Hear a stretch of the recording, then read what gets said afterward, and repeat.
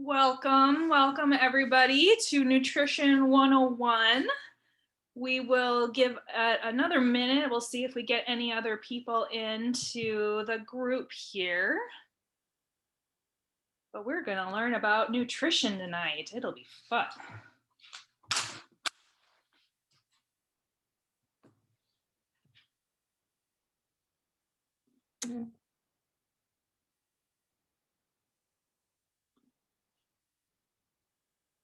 A couple more people in.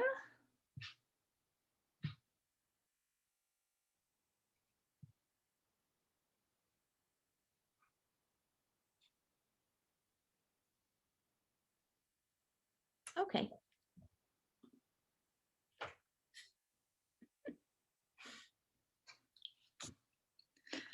All right.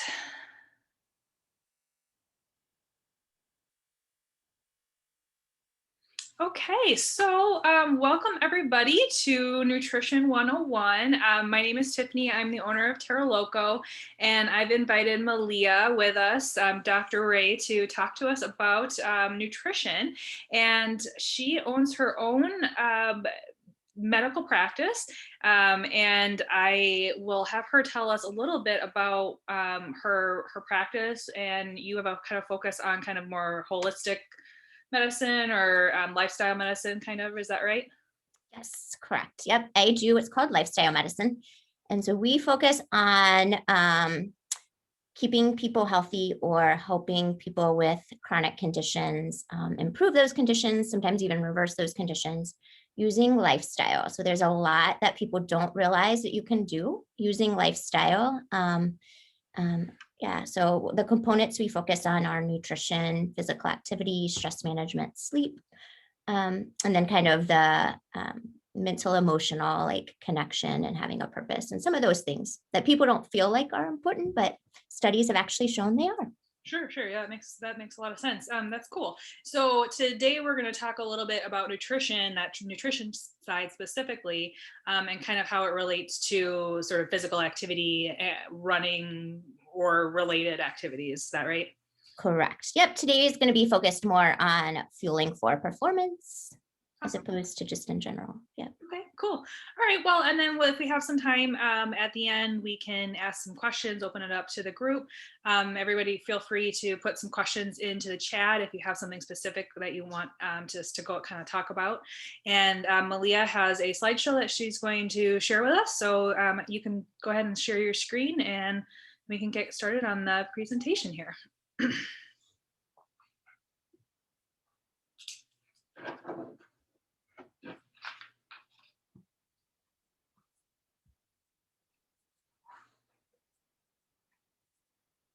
All right, present.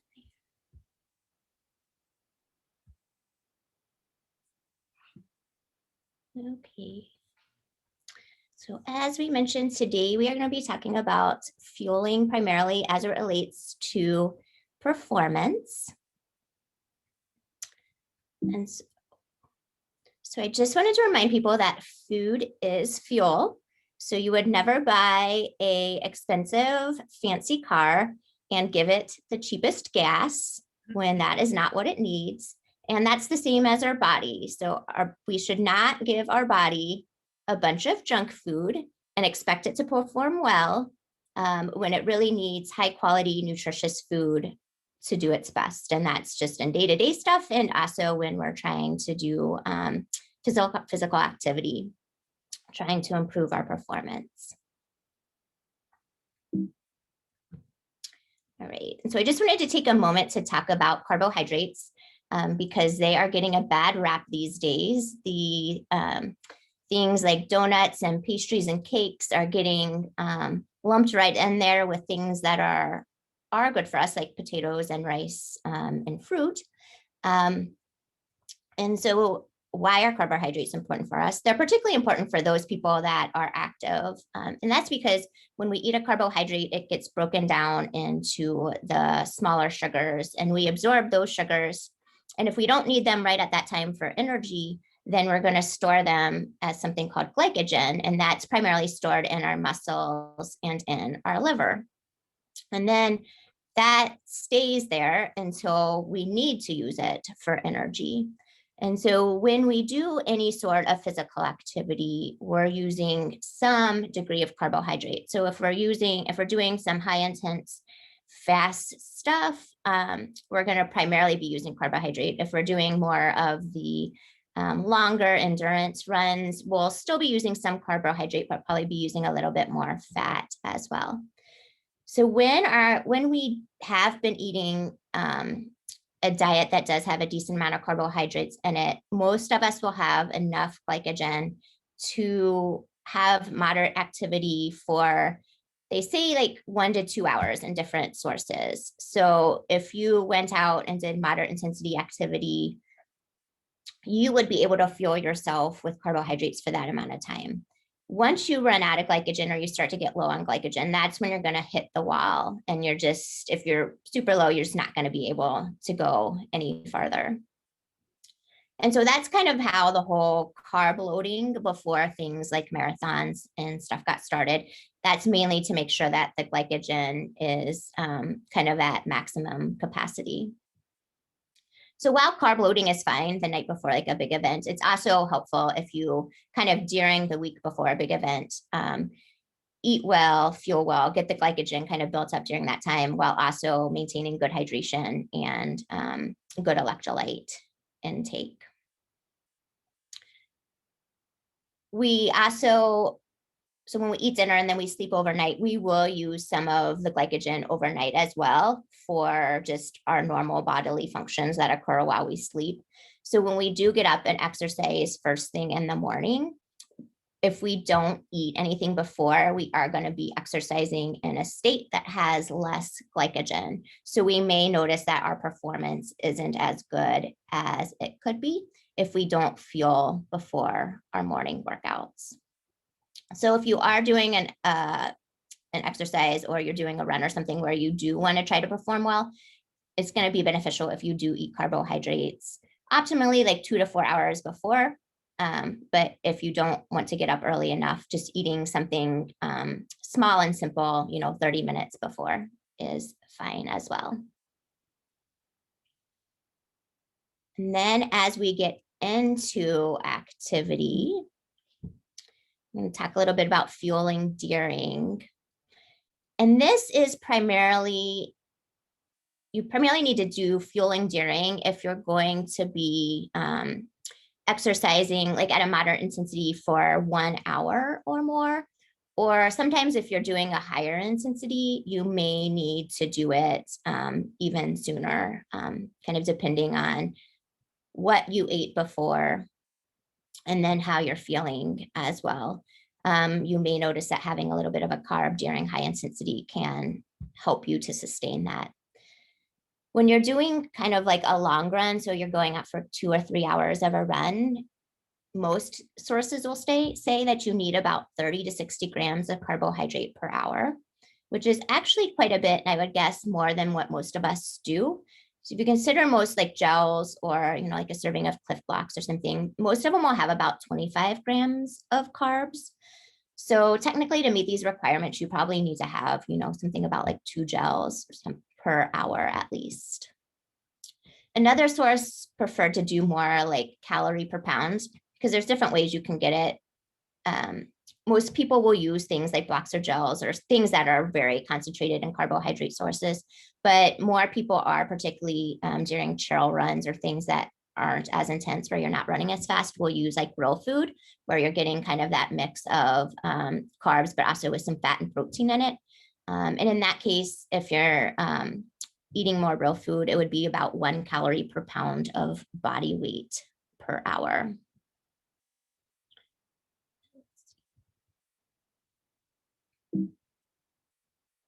Yeah, so it's a random slide with osmolality on it. Why am I bringing this up?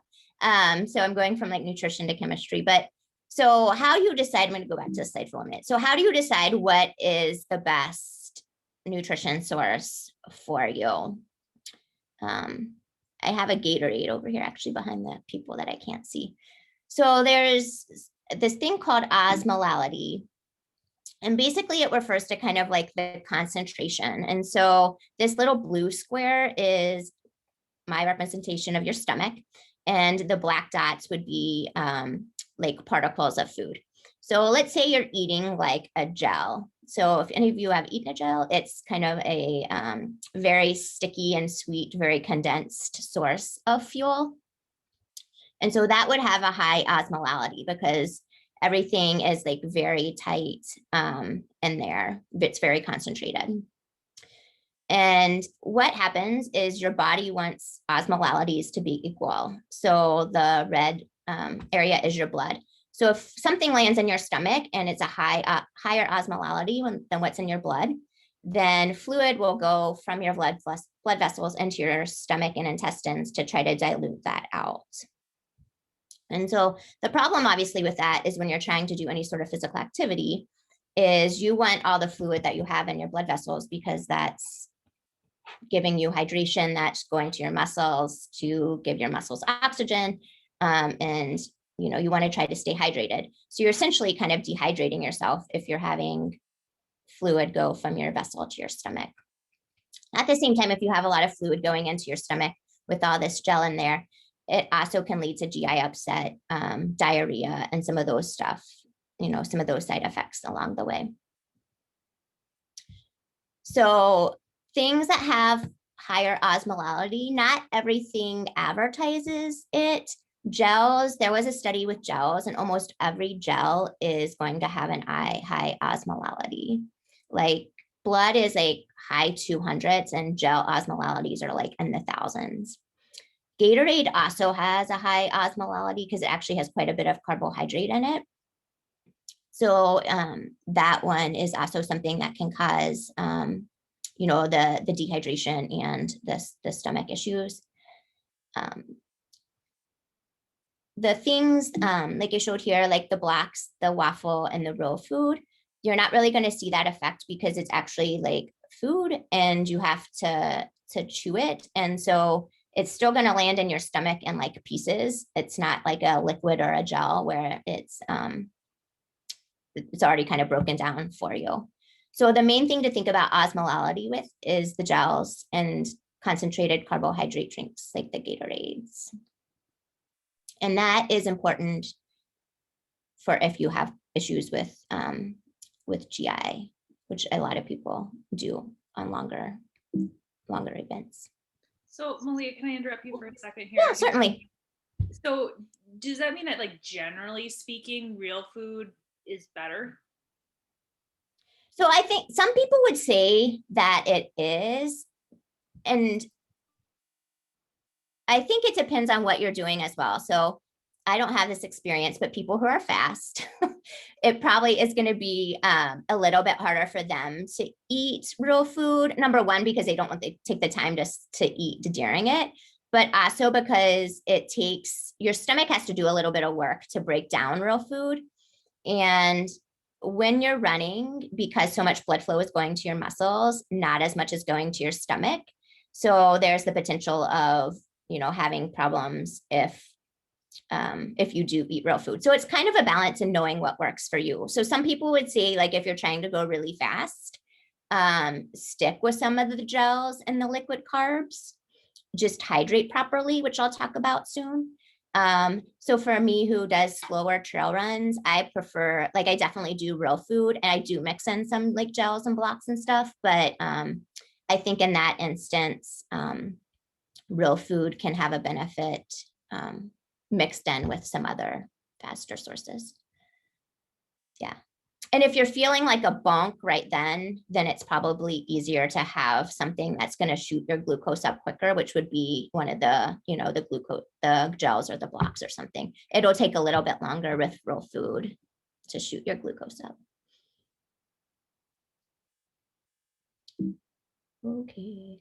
And I just wanted to briefly touch on UCAN, which is a unique form of fueling. So they use something called superstarch, which is just a modified cornstarch. And the benefit of that is that So on this graph, this is the blood glucose. So the amount of sugar that's available in your blood for fueling at that time. The maltodextrin is what they use in a lot of the gels and different like blocks and stuff. And so it will shoot your blood glucose up really quickly, and then it goes back down fairly quickly. And some people will say it may actually go down even lower than it was before. And then that makes you feel a little bit shaky and hungry. The super starch will raise your blood glucose, but it does it slower and it does it at a much steadier level over a longer period of time. So you're not kind of getting those ups and downs. They've done studies on it, and there wasn't actually any performance benefit. So they've shown this to be true with the blood glucose, but the people who used UCAN, despite the stable blood glucose, they didn't necessarily perform any better than when they used the alternate sources of fuel. The superstarch is low osmolality though, so it is an option because UCAN has different products. They do have like an energy, which is like a powder you can put in water, and it is one way that you can do carbohydrate in a liquid form that's going to be a lower osmolality. I don't know if you saw, I had mentioned with our TerraLoco group that they've actually come out with a gel now. So I saw that. I ordered some, so that'll be interesting to try as well too. So yes, like, yeah. There's a research on this, so that'll be yeah, they did, the gel. And so because it's a super starch, it will be actually it should be a lower osmolality gel option as well. And UCAN does, tout, and I do feel like I've heard it from people too, that it does tend to be a little bit easier on your stomach, and that probably is because of the lower osmolality. And so I think with this, with the UCAN and the super starch, everybody is going to be different as far as like whether the super, the high glucose that goes down quickly, whether that bothers them or not. So I would say it's just something that most people need to try and just see kind of what works best for them, which is, I think, a lot of the fueling during activity is just trying things and see what works best for you. All right. And we're just going to move on to hydration really quickly.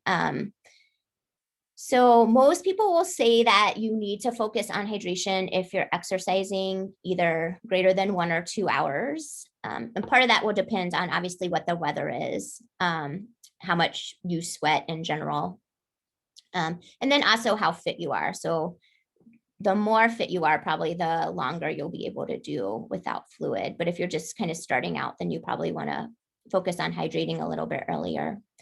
And if you're getting up and you're just going out to do your activity first thing in the morning, you probably want to focus more on hydration just because you've had all night where you haven't drank anything. And then if you haven't had that opportunity to hydrate before you go out, you'll want to do that during your run. There are different options for hydration. And so as we talked about, some people think, oh, I can just do my Gatorade, I'm getting my carbohydrate source and I'm getting my fluid. But if you're trying to use a fluid source that has a lot of carbohydrate in it, it may, as we talked about, not actually be hydrating you because it's actually pulling fluid from your blood vessels to equal out the osmolality. So to really focus on staying hydrated, you want to get something that is has some electrolyte in it. So some sodium, sometimes it has potassium, magnesium in it. And then we'll have a little bit of carbohydrate, but not as much as like a true solution meant to give you energy. So things like the Noon Sport, the UCAN hydrate and the Huma hydrate, you'll see that if you look on those, they just have usually like 1 to 3 grams of carbs. And that with the sodium will be enough to help your body absorb the fluid, but it's not going to be as much, but it's not going to be enough to necessarily like give you any sort of carb for your training, if that makes sense. So if you're going to do something like, if you're going to do a gel, and the gels will usually say this on there, that you're supposed to drink like 2 to 4 ounces of water with the gel. Part of that is because of the osmolality. And you want to make sure, like, if you're drinking with the gel, that you're drinking either just water or something like this that has a low carbohydrate content. So sometimes it's best, if you're a little bit confused and you don't know what to do something like this for your hydration, and then doing something that you put in your mouth for your kind of carbohydrate or calorie source. So, whether it be a gel or a block or raw food.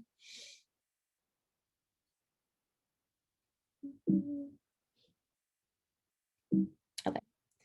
And I think actually this, I think I did. Yeah, I do have a slide, but for some reason it's not doing it. Let me,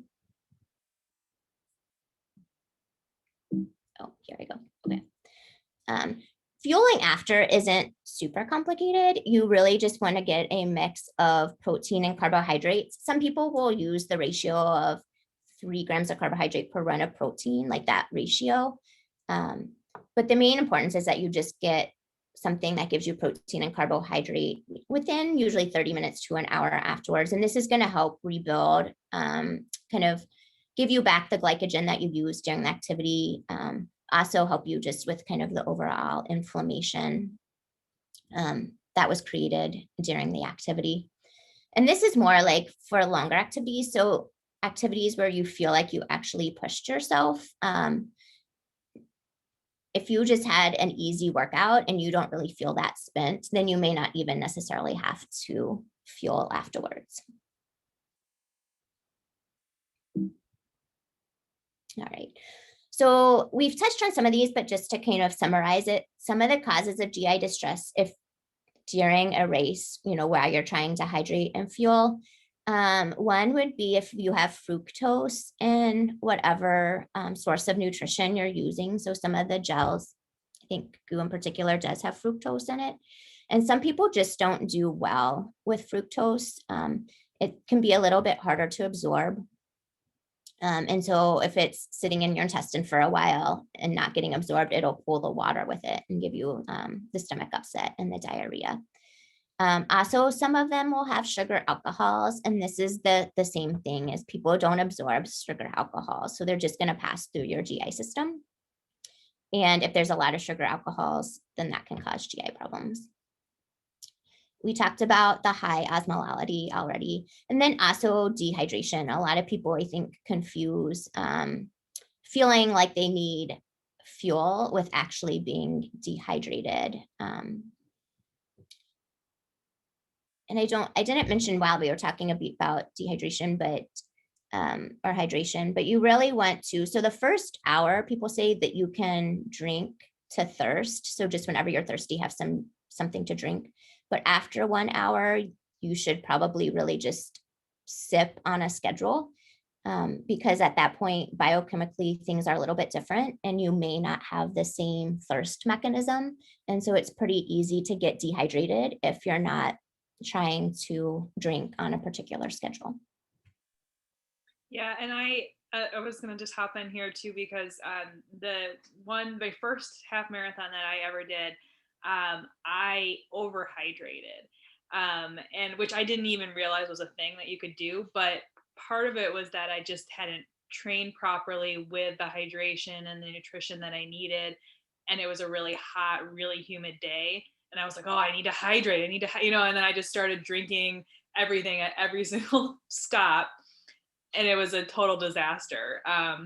Is there, now that you're talking about that, the osmolality, I'm kind of thinking about that as well too, because I was drinking Gatorade and I wasn't really used to that. Yes. Yeah. Yeah. And if you're just drinking Gatorade, like you have a stash at home and you need to use it up, and you do have some problems, you can always just dilute it with water as well, which should help.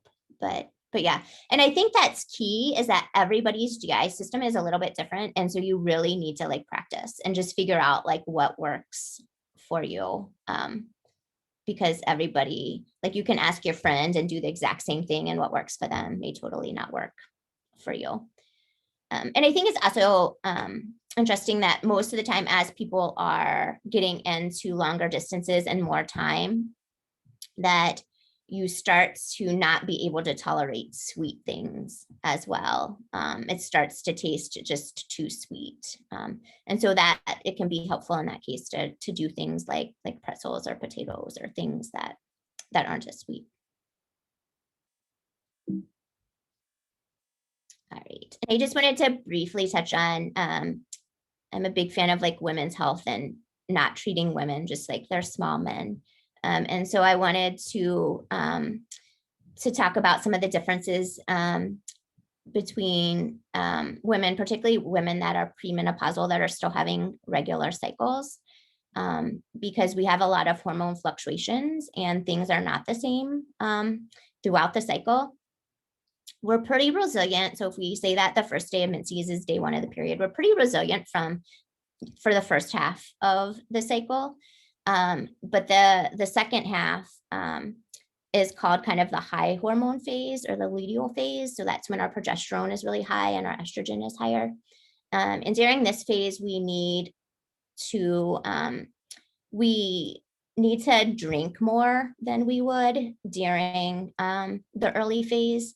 And so just making more of an effort to stay hydrated during those weeks if we're going to be doing longer runs, and then staying hydrated during the run and sipping if we're not necessarily thirsty. And also during this time, our body doesn't use carbohydrates as well. So we're not going to be using our glycogen as well. So it'll be more important to do more frequent, to eat carbs before you go out, and then to do more frequent carb eating during your run.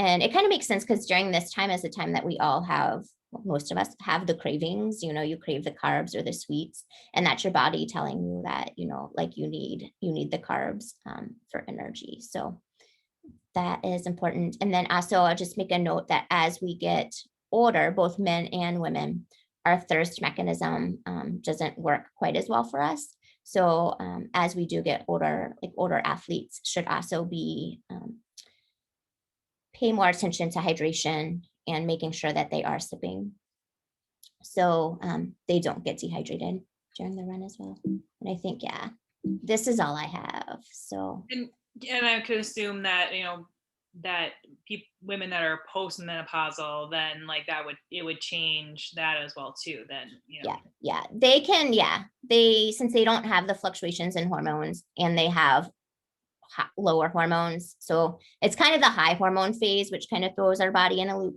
So yeah, postmenopausal, they can, for most cases, when it comes to metabolism things, they are a little bit more similar to men. But yeah, premenopausal and perimenopausal have to pay more attention to the hormones and the cycles. Okay. One question that I had when we were talking about the hydration was how important is like just having straight water, versus adding stuff, noon or whatever the case may be. Is there, I mean, if you're kind of the kind of person that just doesn't like to drink water and you're just always putting these things into your water, I mean, would that cause any issues? Should you try to aim for a certain amount of, just straight up water compared to the additives or whatever? I guess, did that make sense? That question? Yeah. Do you mean during activity or just in general? Maybe just in general. Yeah. Or both. Yeah. I mean, I guess both. Yeah. Different sources will say different things. I like to follow, there's this PhD named Stacy Sims, and she has done a lot of work with women in hydration and nutrition in sports and athletes. So her take on it, and she has helped develop some hydration things for different companies. So she feels that, and it makes sense that some of the fluid gets absorbed via certain transporters, and these transporters require sodium and carbohydrate. And so that's why she recommends doing things like noons and humus, because they do have a little bit of carbohydrate and sodium in them. And so that will help you actually absorb it. Her thought is if you're just drinking plain water, so if you're drinking it like with a goo or something else, like that'll have the carbohydrate and stuff in it, which will help it get absorbed. But if you're just like drinking plain water, she feels like it will just go through you and won't get absorbed as well if you're not having it with something. Other people will say, oh, it's fine, you can just drink the plain water.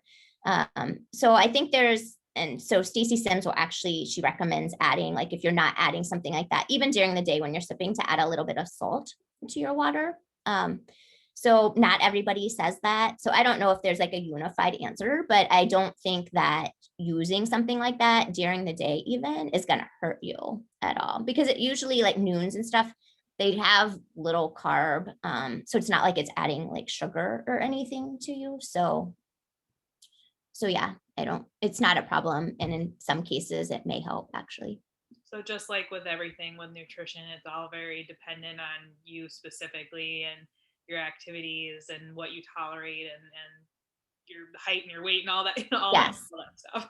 Yes. Yeah. Yeah. And within the nutrition world, there's tons of opinions. And most of the time you can find research to back up your opinion, at least one paper. So there's tons of different opinions too. Another question I had about hydration was, how do you know if you're dehydrated? We used to kind of do this, what color is your pee kind of thing. When we talked about running and hydration, is that still something that you would kind of use as a good indicator? Yeah. Yeah. I mean, I think it can be hard, but I do think actually the color of your urine is still a good one. If it's super dark, then yeah, you're probably dehydrated. Also like how often are you even needing to go to the bathroom? If you've gone hours without needing to go, like you're probably dehydrated. Yeah. Yeah, I would say probably that's the best way I would recommend to say, because you can, after the fact, you can weigh yourself, but there's still a lot of stuff that affects weight, even like the glycogen pulls water with it. And so if you're low on glycogen, you're also low in water. So just, that will lower your weight. Depending on your event, if it was something really strenuous, you might get some inflammation associated with it. So that may make your weight go up. So yeah, I would say overall, I think urine is probably the best, for me, the best indicator. So I guess one of my kind of overall question, and might be something that other people would ask as well too, is what is the best source for trying to figure out then like what, how I should change my nutrition or what I should be doing when I'm exercising? Like, is that something that like I could make an appointment with you and we could sit down and kind of talk through that kind of stuff?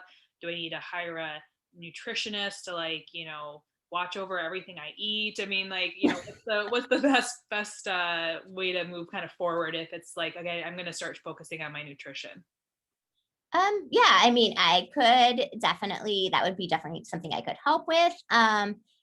At the same time, I would say, I would go to more of like a sports dietitian if you're interested. I'm sure they would be able to help you as well. But I would say if you started with like some of the basics in this presentation and then kind of played around with, so you have your different hydration options that you could try out, and then also your different nutrition options, and just trying to see like just playing with it and trying to see what works best for you. Yeah, and then keeping track of that too. Yes. Keeping a journal or something, so then you would know, what kind of things are affecting your, GI, or how you're feeling, your energy levels, things like that too, right? Yeah, like how good your run was. I mean, different things can go into that, but definitely, like for me, sometimes if I'm doing like a longer interval session, like some different, speed works, like I can actually notice like my pace drop off. And then if I do have, then I'll do, like a gel or something, and then I can start to hit the same pace again. So it's kind of just starting, like, just, yeah, like you said, observing and learning your body. and just experimenting and seeing what works. Sure. Okay. So, are there any questions from anybody in the record in the call here? Anybody want to unmute themselves, ask a question, or you can throw a question in the chat if you'd like as well too. We'll just give it a minute, see if anybody has any questions. And I think at some point we'll try to maybe do some other conversations, on specific topics related to nutrition. I know that you, Malia, are you straight vegan, or are you, I can't remember now. Mostly, yeah. Mostly vegan, yeah. 98% of the time. Yeah, and I think that'd be a really interesting discussion to have, special diets. And, I think lots of people are really interested in that. So, hopefully at some point we can have a conversation on, some other topics related to nutrition too. So certainly. Yeah. So any questions from anybody in the call here? Go ahead and unmute yourself if you have a question.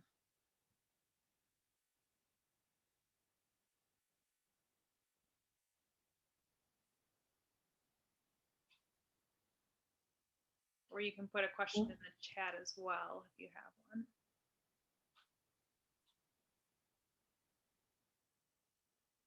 Otherwise, we will kind of wrap up here.